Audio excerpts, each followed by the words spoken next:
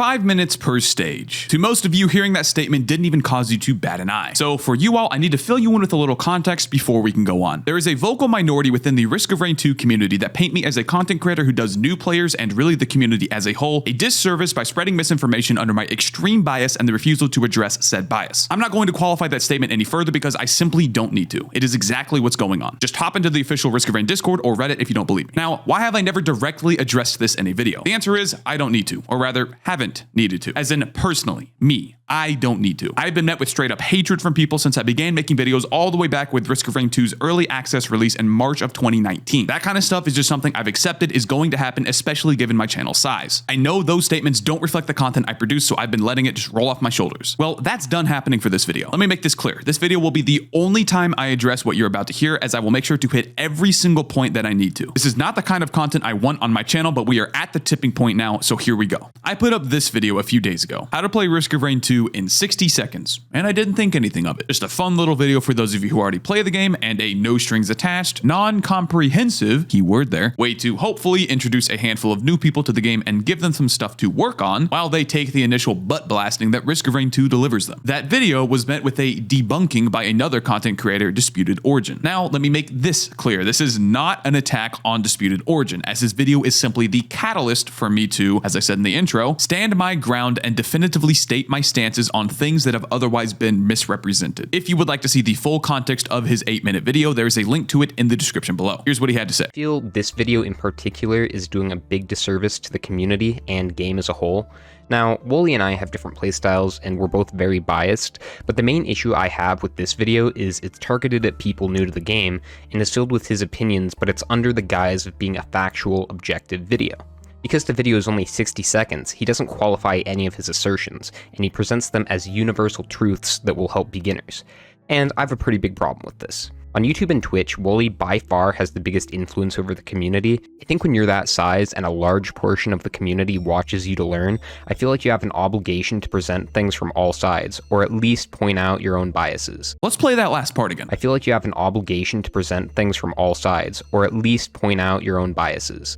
You mean something like this? But before I begin, note that the context of your run is what determines which items you should look for, print, take from a multi-shop, etc. Do not take the info here to be a golden rule of itemization in Risk of Rain 2, because after all, the items you receive are determined by RNGesus and nothing else. I play exclusively on Monsoon difficulty, and the ranks I give are indicative of the general usefulness of an effect on any survivor in any circumstance. Also, it's important to note that the ranks I'll give here are based on a survivor's consistency and not their overall power. Do not let a rank dissuade you from simply playing whoever you want, as you can get good runs on anyone. Before we begin, a quick disclaimer. There is a ton of context that goes into how each stage plays out. In fact, so much that if I were going into all the details on every single thing that happens in one of my runs, we'd be here for over an hour easily.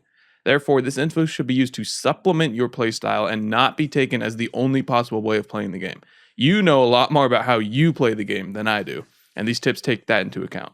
All right, let's get into it. That last one was taken from a video I made less than a month after the game came into early access. I have held these stances since the inception of my content creation career. I put that in quotes because at the time I had no intention of it turning into a career. So for people to say otherwise is verifiably incorrect and quite frankly disingenuous. I have never claimed to be the authoritative source on Risk of Rain 2 and that my content is the content for people looking to improve at the game. And to say that I neglect to address my own bias is also incorrect. Almost all of you have no idea that the very first item tier list I made way back on April 5th of 2019 was complete and utter trash. What do you mean? They're all complete and utter trash. Yes, thank you very much for your kind words. I ended up privatizing, so in YouTube talk, removing the video just after a few days and then uploading an entirely revised one in its place. Again, I will just let me speak for myself. Hello, and welcome to my updated item and equipment tier list for Risk of Rain 2 as of April 10th, 2019.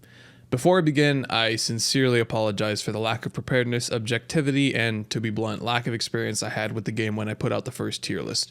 There were many inconsistencies and just straight up incorrect rankings on items, and I deserved any and all criticisms on the video. Except for maybe one, you know who you are. If you are one of the many people that commented your criticism, I greatly appreciate your feedback, and at the end of the day, conversation happening on the different items and their synergies, or lack of synergy, was really my only goal with the video. That being said, I aim to address all of the feedback I gathered from last video, and I read every single comment, I promise you. and to make as fair and objective a tier list as possible. There you have it. I have always and will continue to reflect on my own content and be my own harshest critic. I don't need to address these points any further. Now we can get into the title of the video, spending 5 minutes per stage. Why do I recommend this playstyle to new players? The answer is quite simple, because they are new. New players haven't the first idea on playing efficiently. They have no concept of which items are powerful, which abilities they should use and in what rotation, what each enemy does, how to traverse each stage, where the freaking teleporter is. Like, come on, it shouldn't be that hard to find this thing. Is this thing invisible or what? Dude, where the heck? Sticking to about, not exactly, 5 minutes per stage teaches them all of those things and more, both directly and indirectly, while also giving them quite literally a fighting chance in the race against the clock. What I mean by all of that is, if a new player forces themselves to be conscious of the time, then they automatically, subconsciously, also start to pay attention to all of the other little things, such as maneuvering around the stage efficiently, target priority, etc., etc. But Woolie, time is irrelevant in Risk of Rain 2. The only thing that matters is gathering more items to become stronger. Yes, this is actually an argument that I've heard. This is 100% incorrect, and I wish I didn't even have to address it. You're trying to tell me that time is irrelevant when the game itself tells you, and I quote, difficulty is always increasing. Play fast. But in a way, believe it or not, that argument is actually correct. See, I knew it. I always knew it. Don't get too far ahead of yourselves there. Here's something that you, the vocal minority, don't realize.